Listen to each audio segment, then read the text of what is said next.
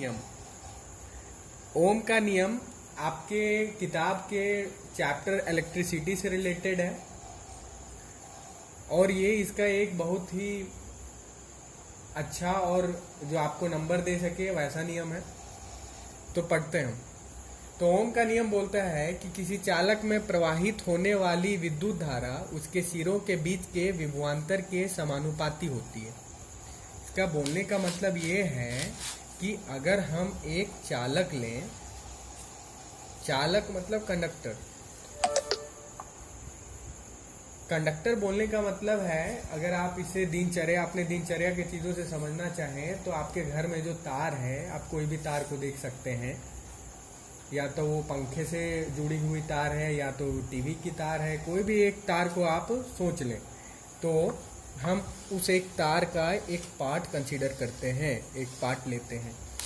तो आपको ये पता है कि तार में करंट जाता है, मीन्स विद्युत धारा जाती है। तो ओम का नियम बोलता है कि जो तार में विद्युत धारा जा रही है, थोड़ी देर के लिए मान लेते हैं कि विद्युत धारा का ये दिशा है, विद्युत धारा इधर से इधर की ओर जा रही है और हम इसको आई से डिनोट करते हैं।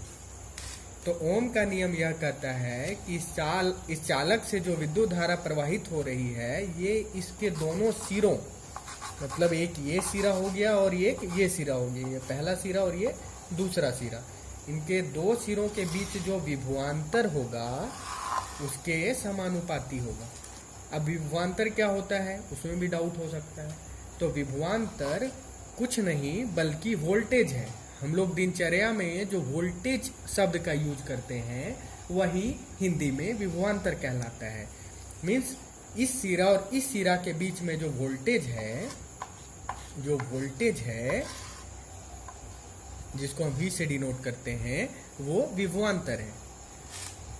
अब आपको डाउट होगा कि आखिर ये विभवांतर आया कहाँ से दोनों चालक के सिरों पे। तो इसको समझने के लिए हम एक और चीज कर सकते हैं कि इसके अक्रॉस हम एक बैटरी कनेक्ट कर दें। मान के चलिए कि आपके रिमोट में जो बैटरी लगी हुई है वो कितने वोल्ट की होती है, आप इसको खोल के देखिएगा, वो 1.5 वोल्ट की होती है। उसका एक सिरा पॉजिटिव होता है और दूसरा सिरा नेगेटिव होता है। तो अगर हम ये दोनों सिरों को उस बैटरी से कनेक्ट कर दें, इसका बोलने का मतलब ये हो जाएगा कि इसके और इसके बीच में जो विभवांतर होगा वो 1.5 वोल्ट का डेवलप हो जाएगा। तो आप लोग को समझ में आ गया होगा कि विभवांतर कैसे बनता है, मतलब वोल्टेज कैसे डेवलप होता है। अगर ये समझ में आ गया है तो हम आगे बढ़ते हैं। तो हमारा ओम का नियम बोलता है कि जो करंट है वो विभवांतर के समानुपाती है। मतलब ये जो करंट है ये इस वोल्टेज के समानुपाती होगा। अब समानुपाती बोलने का मतलब क्या है? समानुपाती बोलने का मतलब है कि अगर मैं वोल्टेज बढ़ाता हूं तो मेरा करंट भी उसी अनुपात में बढ़ेगा। मतलब थोड़ी देर के लिए मान लीजिए कि अगर अभी मेरा वोल्टेज 1.5 वोल्ट है और करंट मेरा 1 एम्पियर है, मान लेते हैं करंट मेरा 1 एम्पियर है। अगर मैं वोल्टेज को दोगुना बढ़ा दूं, मतलब मैं 2 बैटरी कनेक्ट कर दूं, ठीक है, तो इसके अक्रॉस वोल्टेज कितना डेवलप हो जाएगा? 3 वोल्ट डेवलप हो जाएगा। तो करंट भी उसी अनुपात में बढ़ेगा। मतलब अगर हम लोग वोल्टेज को 2 गुना कर रहे हैं तो करंट भी मेरा 2 गुना हो जाएगा। यही बोलने का मतलब होता है समानुपाती का। मतलब हमारा नया करंट कितना फ्लो होने लगेगा? 2 एम्पियर। तो हमें उम्मीद है कि आप लोगों को ओम का नियम समझ में आया होगा। अब अगर इसको हम और थोड़ा डिस्क्राइब करें तो हम ये पाएंगे, आप लोग शुरू से पढ़ रहे होंगे कि जब भी ये समानुपाती वाला साइन को हम लोग हटाते हैं तो इसके एवज में एक हम लोग को कांस्टेंट डालना पड़ता है और एक इक्वल टू साइन आता है। तो इसके जगह हम एक इक्वल टू साइन लेते हैं और इसमें जो हम कांस्टेंट यूज करेंगे उसको बोलेंगे 1/r, 1/r। और v है तो इसको v का ज्यों का त्यों रहने दीजिए, ठीक है। ये चीज़ आपको समझ में आना चाहिए, आपने पहले भी पढ़ा है और कोई डाउट हो तो मैं नेक्स्ट वीडियो में इसको क्लियर करूंगा। तो I is equals to 1/r into v या I is equals to v/r।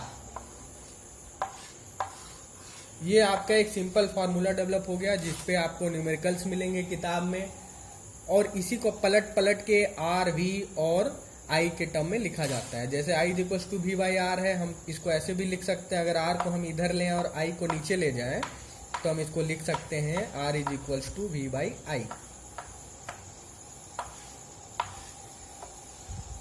अब आर क्या है यहाँ पे, हम लोग को पता है आई मतलब विद्युत धारा है, वी मतलब विभवांतर है, पर आर कहां से आ गया, आर है क्या आखिर, तो आर होता है रेजिस्टेंस।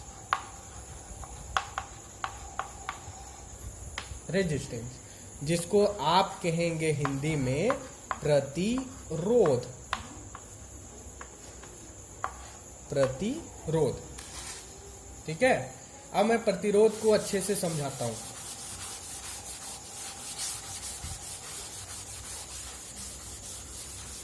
आखिर प्रतिरोध होता क्या है, तो प्रतिरोध क्या है वो समझने का कोशिश कीजिएगा।